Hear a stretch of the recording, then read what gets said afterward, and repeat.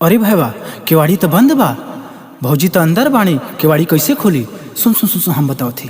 जो सब्जी बेचे जेबे तो भौजी केवाड़ी खोली। हाँ अच्छा ठीक है। लेला हो नेनुआ बा, भंटा बा, लौकी बा, लेला हो। ना भाईवा ना खोली है, लगा था ऐसा करना कपड़ा बेचे जो कपड़ा। ठीक है। अरे लेला हो कुर्ती बा, ब्लाउज बा, सूट बा, साड़ी बा। अरे रुका हो ये साड़ी वाले। अरे तब बहारियां निकलबू तब ना। आई हो माई। अरे रुका हो भौजी, भौजी बड़ी खिलाड़ी भैवा खेले लेके बल्ला। भौजी बड़ी खिलाड़ी भैवा खेले लेके बल्ला।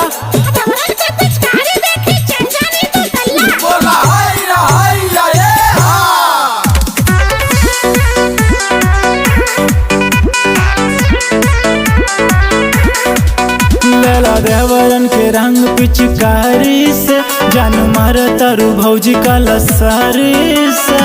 हम कहती ना भग नहीं ऐसे। लेला देवरन के रंग पिचकारी से जान मार तारू भौजी का लसारी से।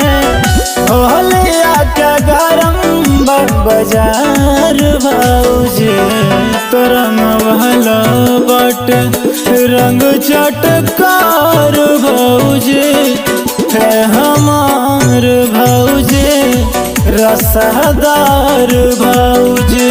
तो पहले यूपी रंगब बाद में बिहार भौजी है हमार भौजी रसदार भौजी। उतने लोगवा जानी भौजी जितना करबू हल्ला हो, जितना करबू हल्ला। उतने लोगवा जानी भौजी जितना करबू हल्ला।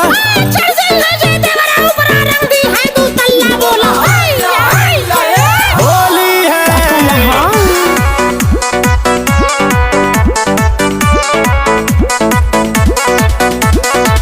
उल्टा पल्ला कके भौजी बनता रुसिला हो। ब्यूटी से अपने बड़ हिलवले पूरा चंदौली जिला हो। अरे चुप रे ना मन बे। उल्टा पल्ला कके भौजी बनता रुसिला हो। ब्यूटी से अपने बड़ हिलवले पूरा चंदौली जिला हो। अतना करावा जन दुलार भौजी। एकर नियत ठीक ना बा ब्यास। हाँ तो झेल जाए। रंग वाला बाटे रंग चटकार भौजी ए हमार भौजी रसदार भौजी। तो पहले यूपी रंगब बाद में बिहार भौजी ए हमार भौजी चटकदार भौजी। होली के हुरदंग में भौजी कहवा बच के जैबू हो, कहवा बच के जैबू। होली के हुरदंग में भौजी कहवा बच के जैबू।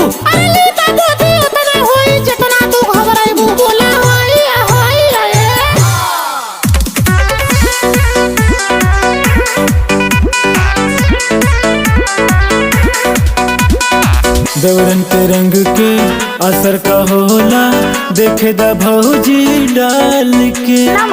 होली के मजा पूरा पैबू बापी चिकारी कमाल के। हमार वाली सबसे बड़े। हाँ तो का करबे? देवरन के रंग के असर का होला देखे दा भौजी डाल के। होली के मजा पूरा पैबू बापी चिकारी कमाल के। साल भर धरी ना बुखार भौजी। मारम छापर से लगवा लहू फेंक करे मरवाला कि रंगवाला।